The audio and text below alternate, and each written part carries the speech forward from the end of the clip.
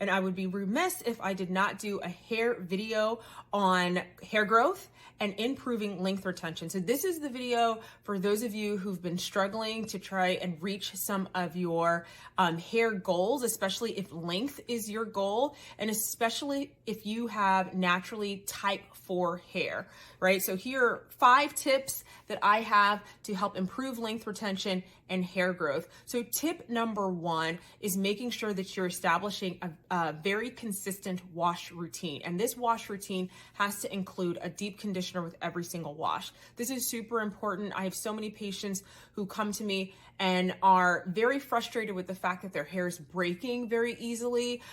Some patients may not know the importance of a deep conditioner, so maybe using a conditioner on its own, or maybe not using a conditioner at all. So if you are in this bucket, let me tell you that the great news is that if you start this, you're gonna notice huge improvements in your overall length and length retention just by establishing this consistent wash routine with a deep conditioner with every wash. And I do recommend weekly washing. And so if you're doing, every 2, 3, or 4 weeks, try to consistently move that up to once a week, especially if you have natural hair, which is going to become drier more quickly and really needs this TLC. Tip number 2 is adding a protein conditioner to your routine, especially if you have fine hair. So what protein conditioners do is they increase the strength of your hair between shampoos, so they're going to minimize the chance or risk of breakage.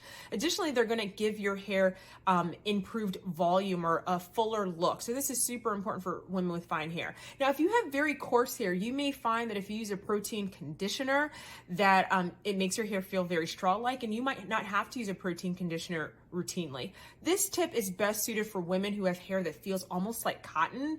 So when I was growing up, I used to think when people say, "Oh, your hair is so soft," that was a compliment. But I realized that if you have very soft hair and you're trying to grow long hair, it means that this is hair that is really, really fragile. So institute a protein conditioner. What's that gonna look like? Well, if you're already using a deep conditioner, you can protein treat before your shampoo, then deep conditioner, and then you're gonna use a rinse out conditioner followed by a leave-in conditioner.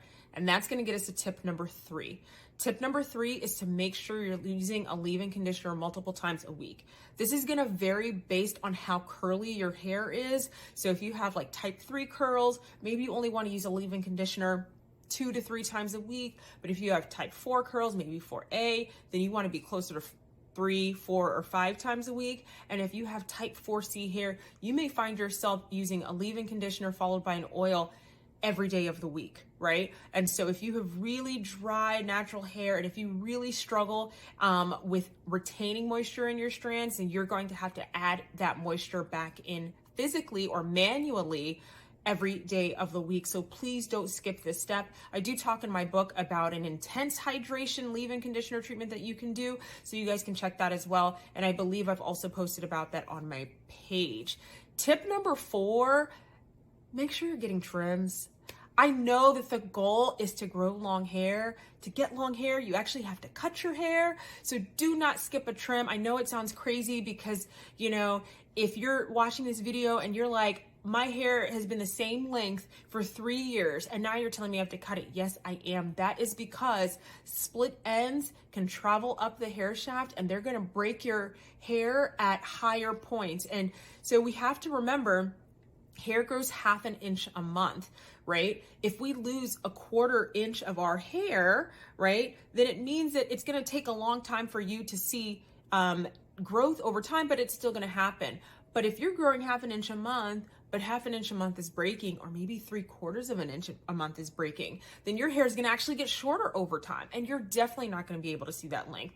And so you wanna trim your hair every 3 to 6 months, depending on how much damage there is. If there's a ton of damage, you might have to trim off a lot. If you haven't trimmed in 3 years, you might not be able to get away with going to a stylist and saying, just trim off half an inch. Maybe you have to trim off 2 inches, 3 inches, and in the long run, you're gonna get that. You're gonna achieve that length faster, okay? And tip number 5 is patience. Patience is key. It's so, so important. Again, the growth rate is only half an inch a month. You're gonna be trimming some, you're gonna be losing some, even if you're making your best effort. So really stretch out those goals and really, take it day by day.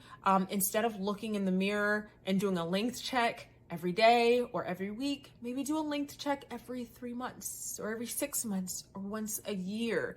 That way you're not so stressed out about things, and just make sure that you're taking care of your hair during this time. Try not to spend too much time in protective styles, because that can make your hair drier, especially if you have dry hair to begin with, hair that requires daily moisture. If you're in a style where you're not able to moisturize 7 times a week, just know that when you come out of that style, you may have significant shedding, and that's going to impede your hair growth journey. So I hope these tips have been helpful. I have all of these tips in my books, also in more detail, available through my website, through my ebook, but hopefully this helps shed some light as to the reasoning for some of these tips. I hope you guys have a wonderful day. If you need to reach me, you can find me at crystalagumd.com or on my Instagram page at crystalagumd. Thanks.